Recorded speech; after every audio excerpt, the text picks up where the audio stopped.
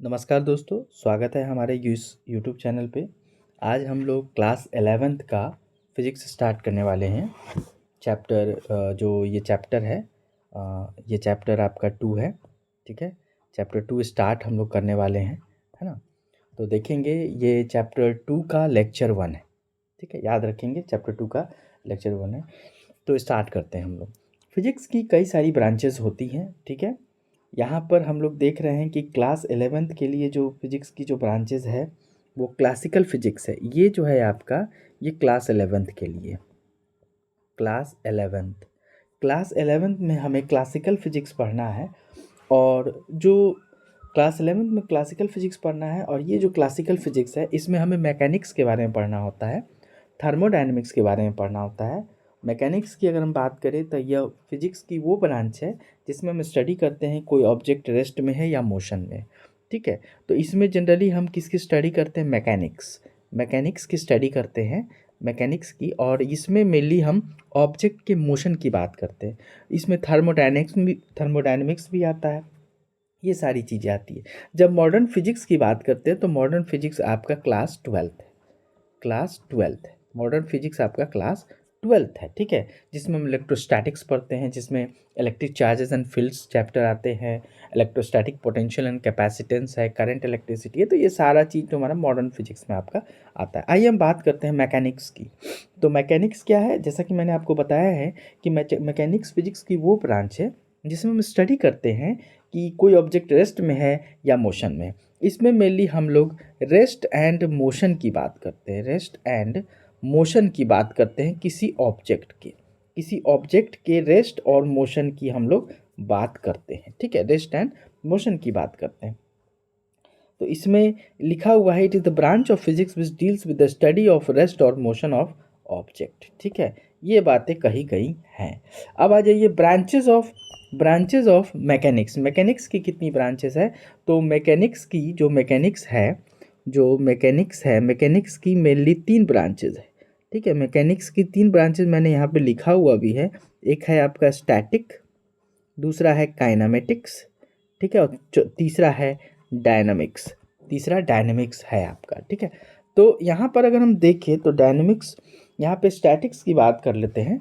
तो it is the branch of mechanics which deals with the study of object at rest. Static जो है सिर्फ rest की बात करेगा, सिर्फ और सिर्फ रेस्ट की बात करेगा। ठीक है, इसमें सिर्फ रेस्ट की बात करेगा, और हम लोग रेस्ट, जो ऑब्जेक्ट रेस्ट पर है उसकी स्टडी करते हैं। काइनेमेटिक्स में क्या है कि it is the branch of mechanics which deals with the study of motion without knowing the cause of motion. Kinematics में क्या है, हम लोग मोशन की बात करेंगे, मोशन ऑफ ऑब्जेक्ट की बात करेंगे, लेकिन वो जो मोशन है वो किस वजह से हुआ है ऑब्जेक्ट का, उसके बारे में हम चर्चा नहीं करेंगे। और डायनामिक्स में क्या है, मोशन के बारे में स्टडी करेंगे, और वो मोशन क्यों हो रहा है उसके बारे में हम स्टडी करेंगे। ठीक है, तो ये तीनों चीज़ है एक आपका स्टैटिक में, डायनेमिक्स में एंड काइनेमिक्स में। तो स्टैटिक्स में आप देख चुके हैं, इसका डेफिनेशन क्या है? It is the branch of mechanics which deals with the study of object at rest. Kinematics की बात करें तो it is the branch of mechanics which deals with the study of motion without knowing the cause of motion. ठीक है, इसमें हमें cause of motion की ज़रूरत नहीं है, और डायनेमिक्स में कॉज ऑफ मोशन की हमें ज़रूरत है। ठीक है, आइए रेस्ट के बारे में जानते हैं। रेस्ट क्या है? तो सिंपल सा डिफिनीशन है रेस्ट का। रेस्ट क्या है? A body is said to be at rest if it does not change its position with respect to time and surrounding. बहुत सिंपल डिफिनीशन है। मोशन में क्या है? A body is said to be in motion if it changes its position with respect to time and surrounding. अगर अपने position को change करता है time and surrounding, motion and time and surrounding, motion and rest में एक ये बहुत important ये है कि आप टाइम एंड सराउंडिंग के बारे में डिस्कस करें। एक लास्ट टॉपिक यहाँ पर है, rest and motion are relative terms होता है। रिलेटिव टर्म्स का क्या मतलब है कि ये दोनों जो हैं, ये दोनों एक दूसरे से कोरिलेट करते हैं। ठीक है, वो रिलेटिव का मतलब है। क्या कर रहा है? It means an object may be at rest with respect to one object and at the same time it the same time it may be motion with respect to another object. It depends on the frame of reference पे ये depend करेगा, ठीक है, frame of reference पे depend करेगा।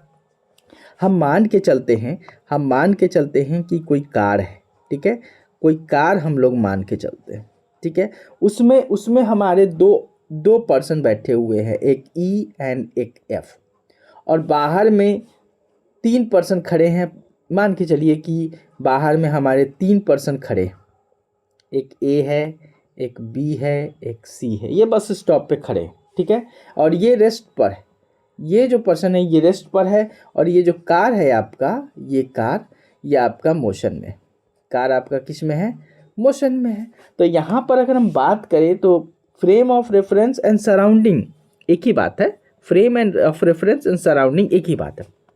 तो यहाँ पर हम आ जाते हैं, देखिए मैं क्या बताना चाह रहा हूँ कि ओके, तो आइए यहाँ पर हम लोग देखते हैं।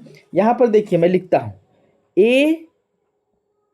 ए जो है, ए विथ रेस्पेक्ट टू बी, ये किस में है, तो ये हमारा रेस्ट में, ठीक है।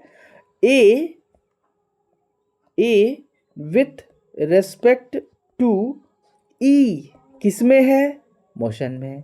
तो देख रहे हैं एक ऑब्जेक्ट जो है एक के लिए रेस्ट में है और वही जो पर्सन है दूसरे के लिए मोशन में है।